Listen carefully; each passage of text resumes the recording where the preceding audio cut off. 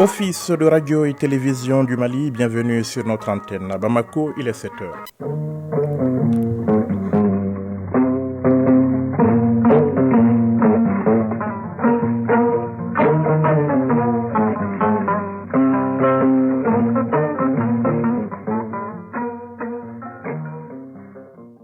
Le journal Yaya Konaté. Dans l'actualité de ce lundi 21 août 2023, les États généraux sur les migrations voudraient bien voir les Maliens de l'extérieur devenir la 20e région du Mali, une recommandation parmi tant d'autres formulées à l'issue de la rencontre. En termes de recommandations, on retiendra également le renforcement de la protection des migrants et des mesures de lutte contre l'immigration clandestine. Dans l'actualité également, une brigade citoyenne pour sensibiliser donc et former les jeunes. L'initiative est du ministère en charge de la jeunesse et de la construction citoyenne. Elle vise dans un premier temps à contribuer à assainir la capitale. La brigade a été lancée hier, place du cinquantenaire. L'actualité hors de nos frontières au Niger, les manifestations de soutien au Conseil national pour la sauvegarde de la patrie, le CNSP continue. Mobilisation hier à Niamey et Agadez. Parmi les slogans, le départ de la France et des États-Unis, un rapprochement avec la Russie et l'Inde. Les Nigériens qui souhaitent que leur pays retrouve sa pleine souveraineté. Le sommet des BRICS, c'est à partir de demain en Afrique du Sud. Parmi les sujets à l'ordre du jour, l'élargissement du groupe par d'autres pays. Ils sont une vingtaine à travers le monde à frapper à la porte des BRICS. Le sommet de Johannesburg enregistrera la participation d'une trentaine de dirigeants africains. Le grand format du lundi dans le répertoire des sobriquets pour chefs de famille. Comment appelez-vous le vôtre? Est-ce Poutine, Kadhafi ou tout simplement l'exé? Oui, les chefs de famille ont souvent des sobriquets que tout le monde connaît la plupart du temps, sauf eux. On en parle ce matin dans le grand format. Et puis, l'espoir du foot avec la Supercoupe Assimi Goïta, la fin prévue ce lundi de la première journée de groupe. La Coupe CAF, la bonne opération du stade malien de Bamako en préliminaire allée de la compétition. Les Blancs de Bamako qui se sont imposés hier au Ouattanga FC, c'était à Monrovia au Libéria. Mesdames, Messieurs, bonjour. Un statut de collectivité publique aux Maliens de l'extérieur considéré comme la 20e région du Mali. Voilà une des recommandations phares des États généraux de la migration et des concertations avec les Maliens établis à l'extérieur. La rencontre s'est achevée sur une série de recommandations. Il s'agira entre autres de faire de la protection des migrants une priorité et de renforcer les mesures de lutte contre l'immigration irrégulière. Mohamed Kayantao. Plusieurs panels ont meublé les états généraux de la migration et des concertations avec les Maliens établis à l'extérieur, parmi lesquels la gouvernance migratoire, enjeux et perspectives, la vie des Maliens établis à l'extérieur, les opportunités dans le domaine de la migration. Les 3 jours de travaux ont permis de formuler une vingtaine de recommandations. Dr Boulaye Keita, rapporteur général. Faire de la protection des migrants une priorité de tous. Produire des données statistiques fiables en vue d'une meilleure planification des politiques et stratégies migratoires, notamment le dénombrement des Maliens établis à l'extérieur. Renforcer les actions de lutte contre la migration irrégulière. Procéder à l'évaluation de la politique nationale de migration. Donner le statut de collectivité publique aux Maliens établis à l'extérieur et considérés comme la 20e région du Mali.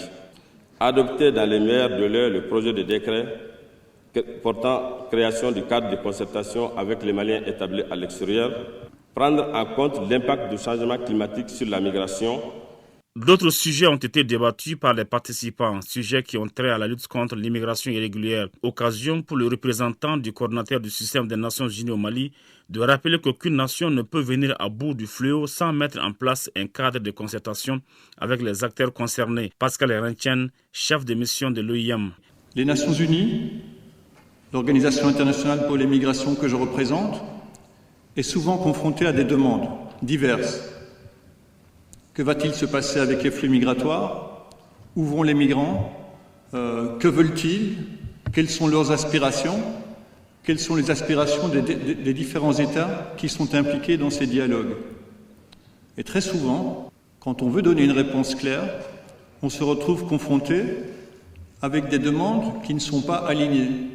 Parce que certains parlent de migrants qui sont sur les routes de la migration irrégulière, alors que d'autres parlent éventuellement de binationaux avec un statut quand ils sont dans leur pays d'accueil.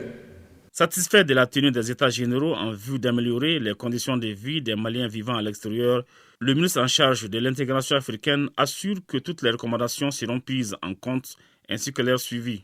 Moussa Ataher. Les États généraux de la migration et le cadre de concertation avec les Maliens établis à l'extérieur font désormais partie des annales du ministère des Maliens établis à l'extérieur et de l'intégration africaine.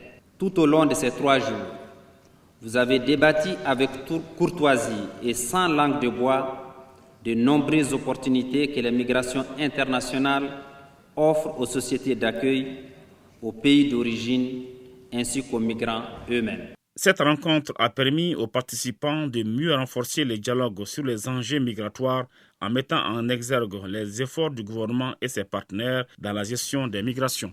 Il est 7h06, une vision, 3 axes majeurs et en premier lieu la stabilisation de l'approvisionnement du marché en produits de première nécessité. Nous parlons de la vision du nouveau ministre de l'Industrie et du Commerce, vision partagée hier avec le secteur privé. Devant les chefs d'entreprise du pays, le chef du département a préconisé un changement de méthode qui met l'accent sur l'anticipation dans l'action. Le reportage est signé Batraoré. La vision du ministre de l'Industrie et du Commerce déclinée en plan de travail pour des résultats meilleurs. Ces nouvelles orientations sont partagées avec les organisations du secteur privé. Le ministre Moussa Alassane Diallo opte pour la carte de l'anticipation en préconisant une rupture des méthodes. Des mesures à court, moyen et long terme constituent l'ossature de cette nouvelle recette. Moussa Alassane Diallo, ministre de l'Industrie et du Commerce. Cette vision repose sur 3 éléments clés. Le premier élément clé, c'est assurer à court terme la stabilité de l'approvisionnement du marché en produits de première nécessité. Une fois qu'on aura stabilisé le marché, le deuxième axe de notre vision, c'est de dire qu'aujourd'hui, le Mali doit assurer la relecture de sa politique industrielle de façon à assurer la promotion des petites et moyennes industries qui seront de nature à assurer la transformation de la production nationale. Et le troisième axe, c'est de dire aujourd'hui comment assurer la mutation du secteur commercial vers le secteur industriel. Aujourd'hui, on a beaucoup de commerçants qui ont une grande surface financière d'heures et comment les assister, les accompagner de façon à ce que, en renforçant leur dispositif commercial, les amener aussi à s'investir dans le secteur industriel. La démarche est saluée par les acteurs du secteur privé qui disent fonder un réel espoir sous le nouveau ministre. Ces acteurs, qu'ils soient industriels, agro-industriels, commerçants ou prestataires de services, ils ont tour à tour évoqué les difficultés du secteur. Moussa Dek Bali, président du Conseil national du patronat du Mali. Nous avons bien sûr apprécié cette vision, une vision qui tourne essentiellement autour de l'industrialisation du pays. Et nous apprécions et nous le remercions de nous avoir honorés, d'être venu vers nous pour nous parler de sa vision et nous allons l'accompagner dans la réalisation de cette vision. Sanoussi Bouyassila, président de l'APECAM. Si nous réussissons à atteindre 50% de ce qui a été dit, on relance de manière permanente l'économie malienne. Et c'est vraiment le cri de cœur qui a toujours été de l'APECAM, de mettre en valeur nos produits agricoles, de nous aider à ce que les producteurs agricoles deviennent des entrepreneurs agricoles. Lors des débats, l'accent a été mis sur la lutte contre la corruption et la concurrence déloyale, de même que le respect de la réglementation et des normes du secteur. 7h09, une brigade citoyenne pour sensibiliser et former les jeunes du Mali en matière d'assainissement, de reboisement et bien d'autres actes citoyens. C'est une initiative du ministère de la Jeunesse et des Sports chargé de l'instruction civique et de la construction citoyenne. Il s'agit de jeunes qui à leur tour vont être des relais auprès de leurs pairs dans leurs quartiers respectifs pour rendre la ville de Bamako plus propre. La brigade a été lancée hier, place du Cinquantenaire. Le reportage est signé Mohamed Sangaré. Une capitale plus propre, plus sécurisée et plus solidaire. Telle est l'ambition du premier responsable du département de la jeunesse et des sports chargé de l'instruction civique et de la construction citoyenne. D'où l'idée d'implantation des brigades citoyennes de jeunes volontaires pour l'assainissement, le reboisement, le respect des codes de la sécurité routière et bien d'autres. Ils étaient plus de 500 jeunes venus de toutes les communes de Bamako à prendre part au lancement des activités des brigades citoyennes. Abdul Kassim Ibrahim Fomba, ministre de la Jeunesse et des Sports chargé de l'instruction civique et de la construction citoyenne. La brigade citoyenne est un engagement bénévole de jeunes actifs, responsables, conscients, de leur rôle et responsabilité dans le devenir de leur communauté qui se mobilisent pour réaliser chaque dimanche une bonne action au profit de leur quartier, de leur commune, voire de leur pays. Les organisations féminines sont aussi associées à ces combats pour la protection de l'environnement, d'où la présence du ministre de la Promotion de la Femme, de l'Enfant et de la Famille qui a rappelé le rôle de la femme dans la société. Coulibaly Mariam Maïga, ministre de la Promotion de la Femme, de l'Enfant et de la Famille. Les missions et les rôles dédiés à la brigade citoyenne correspondent parfaitement aux rôles et places affectés traditionnellement aux femmes. La femme en général et malienne en particulier occupe une place centrale au sein de la famille. Elle assure un rôle transversal intégrant l'éducation socio-culturelle, la protection de l'environnement, la culture de la paix et bien d'autres. Ces jeunes ont été formés aux gestes simples, notamment en matière d'assainissement et de reboisement. Ils doivent à leur tour sensibiliser leurs pairs sur les bonnes pratiques en matière de préservation de l'environnement, mais aussi encourager leurs familles et leur entourage à bien gérer des déchets. Le ministre Fomba et sa collègue ont procédé à la plantation symbolique de quelques pieds d'arbres au rond-point de l'ENSUP, puis s'en est suivi l'assainissement du boulevard de l'Indépendance.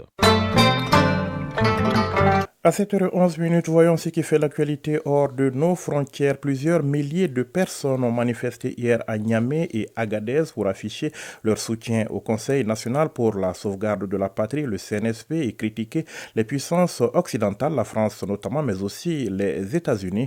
Les manifestants ont demandé notamment le départ de la France, le soutien des Russes, des Indiens. Ces manifestations interviennent au lendemain d'un discours télévisé du nouvel homme fort du Niger, le général Abdourahmane Tchani, dans lequel donc il a promis une transition de 3 ans. Johannesburg accueille à partir de demain mardi les chefs d'État du Brésil, de la Chine, de l'Inde, mais aussi le chef de la diplomatie russe, aux côtés d'autres leaders des pays du Sud, dont une trentaine de chefs d'État africains. Le président Cyril Ramaphosa s'est adressé hier à la nation lors d'un discours télévisé pour clarifier la stratégie de son gouvernement en termes de relations internationales. Il est revenu sur l'un des principaux dossiers à l'ordre du jour de ce 15e sommet des BRICS, à savoir la question de l'élargissement du groupe avec une possible ouverture à d'autres pays. Plus de 20 pays du monde entier ont formellement postulé pour rejoindre les BRICS et l'Afrique du Sud soutient l'augmentation du nombre de membres. Une version élargie pourra représenter un groupe plus divers de nations qui ont différents systèmes politiques et qui partagent un désir commun d'établir un ordre mondial plus équilibré, a-t-il dit.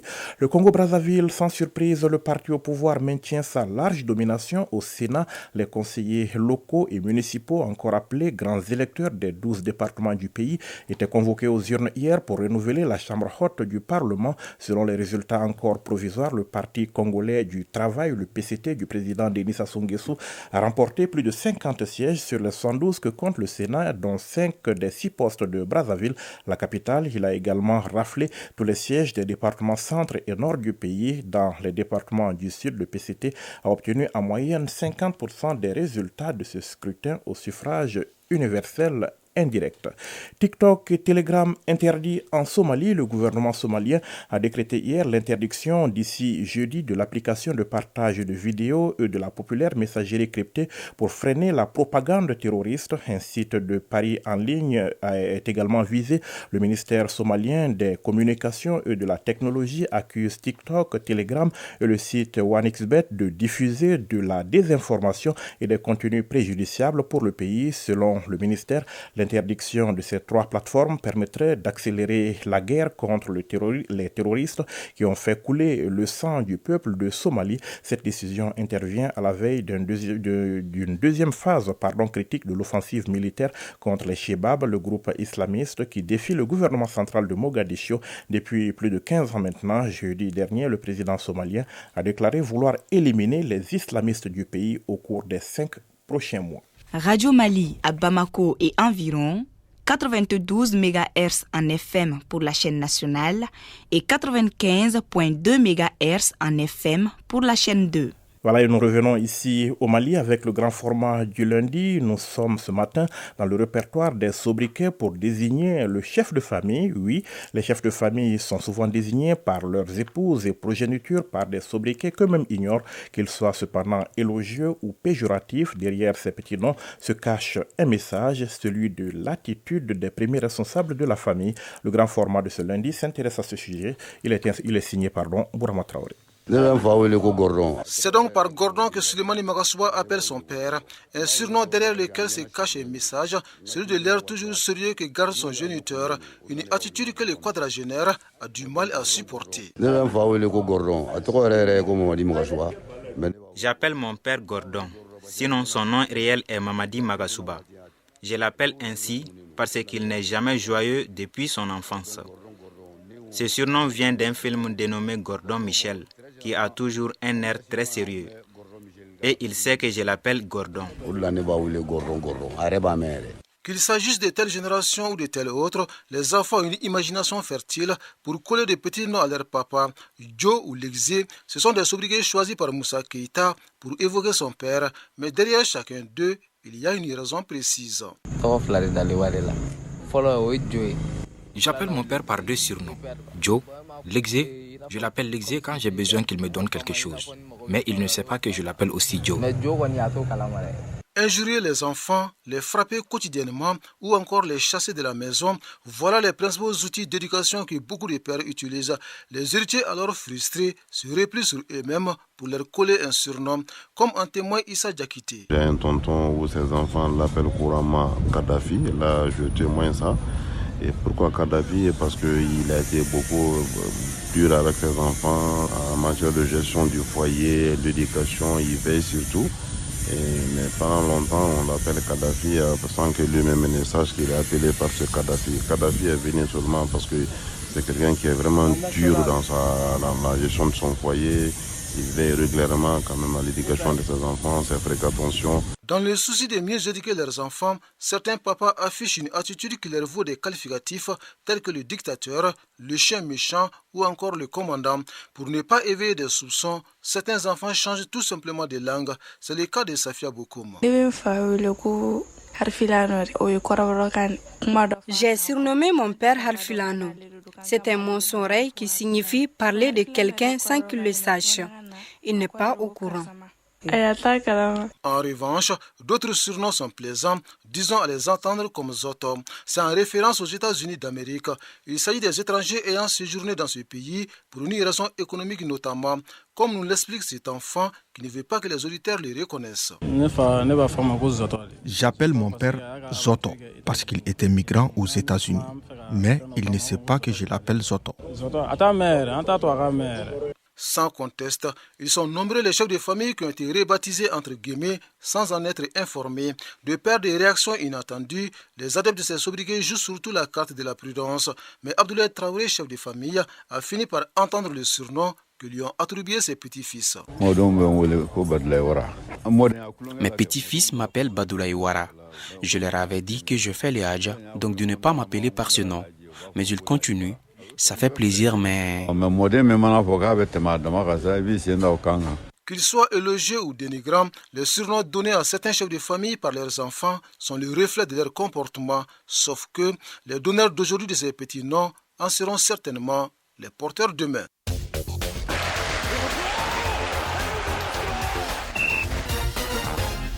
Il est 7h18, on passe au sport, l'actualité des sports au menu ce matin du football avec la Supercoupe Colonel Assimi Goïta qui se poursuit à Koulikoro. La première journée de groupe s'achève aujourd'hui.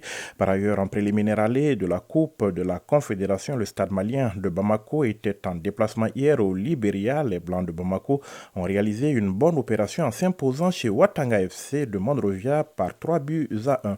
En fin de l'athlétisme, les championnats du monde 2023 se déroulent à Budapest. Nous sommes en Hongrie. La journée d'hier a été marquée par l'exploit du Botswanais Letsil Tebogo, premier médaillé africain de l'histoire du 100 mètres homme. Voyons tout cela avec Fotigui Tunkara. La première journée des groupes de la Supercoupe Colonel Assimi Goïta s'achève cet après-midi avec une seule rencontre au programme. La formation du gouvernement jouera contre l'équipe de Ségou. Le coup d'envoi du match est prévu pour 16h au stade Yara H de Koulikoro. La deuxième journée du groupe commence demain mardi avec 2 rencontres. À 8h, Tombouctou sera face à la présidence, puis à 16h, le CNT jouera contre Mopti. Hier dimanche, au compte de la première journée du groupe, Kai a perdu contre Sikasso 1-0. Bamako et Kidal ont fait match nul d'1 but partout. Compétition africaine des clubs, le week-end a été marqué par les préliminaires allées de la Champions League et de la Coupe de la Confédération. D'abord, en Coupe de la Confédération, le Stade Malais de Bamako frappe un grand coup. En déplacement hier au Libéria, les Blancs de Bamako ont battu Watanga FC de Morovia par le score de 3-1. Avec ces résultats assez confortables, le Stade prend ainsi une bonne option sur la qualification en attendant le match retour cette fin de semaine ici à Bamako. Au triomphe modeste, l'entraîneur du Stade Malais de Bamako ne s'enflamme pas. Pour Sekousek Dibako, l'expérience du stade a fait la différence. Je vous propose de suivre ses réactions en conférence de presse après match. On a gagné 3-1 et j'ai dit bravo à l'équipe de Watanga qui n'a pas démérité. Le stade n'a pas, je peux dire, on n'a pas mieux joué que Watanga, mais les occasions qu'on a eues, on s'est saisi et il n'y a pas eu de problème. On a marqué 3 buts. C'est ce qui fait peut-être la différence entre le stade malien et Watanga. Le stade malien, c'est presque chaque année, il joue la compétition africaine. Donc on est aussi expérimenté dans cette compétition. Je pense que c'est ce qui fait défaut à Watanga. Hier, on s'est entraîné ici. On s'est entraîné à 16h. On a fait 1 heure de séance. Je pense que le football, c'est le même langage. C'est universel. Que ce soit sur le terrain de Watanga ou ailleurs, je pense que la différence aujourd'hui, encore je le répète, ça a été l'expérience du stade malien. Tout comme son entraîneur, le capitaine du stade reste modeste malgré l'euphorie de la victoire. Je vous propose de suivre Franck Tessier en conférence de presse après match. Le match s'est bien passé et on a croisé en tout cas une très bonne équipe. Je suis vraiment fier d'eux. Mais comme c'est le football aujourd'hui on a été meilleurs et on a gagné. Je veux dire merci à tous les supporters du Mali et tous nos parents qui nous supportent depuis, quelle que soit la Côte d'Ivoire, le Mali, tout et tout. Voilà, ils ont toujours été avec nous depuis la préparation jusqu'à maintenant. Et aujourd'hui, nous sommes arrivés. Dieu a fait grâce. On a pu gagner ce match et cette victoire, on partage avec tous les Maliens. En Ligue des Champions, le Real de Bamako à domicile n'a pas pu mieux faire qu'un match nul. En préliminaire allée de la Champions League africaine, les Scorpions de Bamako ont été contraints au nul blanc 0-0 par Coton Sport de Garoua samedi au stade du 26 mars de Irimadio. Un résultat pas forcément mauvais puisque tout autre nul différent de 0-0 au match retour au Cameroun permettra au Real de se qualifier. Les mondiaux d'athlétisme 2023 battent l'air plein au Centre national d'athlétisme de Budapest en Hongrie. Hier dimanche, l'Américain Noah Lyles a décroché le titre mondial du 100 mètres homme avec un chrono de 9 secondes 82 centièmes. Après 2 titres mondiaux en 200 mètres, il remporte sa première médaille d'or en 100 mètres à 26 ans. Il s'est imposé devant le coureur botswanais Letsile Tewogo. À 20 ans, le Botswanais a offert au continent africain sa première médaille mondiale de l'histoire sur la course reine de l'athlétisme, le 100 mètres masculin. Derrière lui, le Britannique Sarnel Hughes a pris le bronze pour compléter le podium. Les Jamaïcains Oblique Séville a terminé 4e comme lors des mondiaux 2022.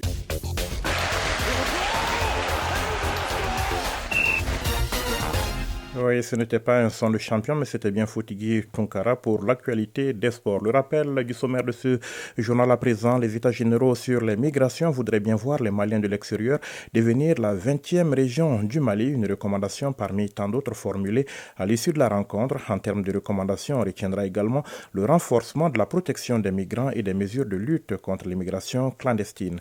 Dans l'actualité également, une brigade citoyenne pour sensibiliser et former les jeunes. L'initiative est du ministère en charge de la jeunesse et de la construction citoyenne. Elle vise dans un premier temps à contribuer à assainir la capitale. La brigade a été lancée hier, place du cinquantenaire. Hors de nos frontières, au Niger, les manifestations de soutien au Conseil national pour la sauvegarde de la patrie CNSP continuent. Mobilisation hier à Niamey et Agadez. Parmi les slogans, le départ de la France et des États-Unis, un rapprochement avec la Russie et l'Inde. Les Nigériens qui souhaitent que leur pays retrouve sa pleine souveraineté. Le sommet des BRICS, c'est à partir de demain en Afrique du Sud. Parmi les sujets à l'ordre du jour, l'élargissement du groupe à d'autres pays. Ils sont une vingtaine à travers le monde à frapper à la porte des BRICS. Le sommet de Johannesburg enregistrera la participation d'une trentaine de dirigeants africains. Le grand format du lundi dans le répertoire des sobriquets pour chefs de famille. Comment appelez-vous le vôtre? Est-ce Poutine, Kadhafi ou tout simplement l'exé? Oui, les chefs de famille ont souvent des sobriquets que tout le monde connaît la plupart du temps, sauf eux. Et puis les sports du foot avec la Supercoupe Colonel Assimi Goïta. La fin prévue ce lundi de la première journée de groupe et puis la Coupe CAF, la bonne opération du stade malien de Bamako en préliminaire allée de la compétition. Les Blancs de Bamako qui se sont imposés hier au Ouattanga FC, c'était à Monrovia au Libéria. 7h24 dans ce studio. C'est donc la fin de ce journal. Réalisation, coordination, Ousmane Daou. Mise en onde, Alou Koulibaly. Mise en ligne, Cheikh Abdelaziz Koulibaly. Présentation, Yaya Konaté. Après les infos météo, retrouvez Fousseni et Diara pour les avis et communiqués. Prenez soin de vous et des autres. Passez une excellente journée. Au revoir.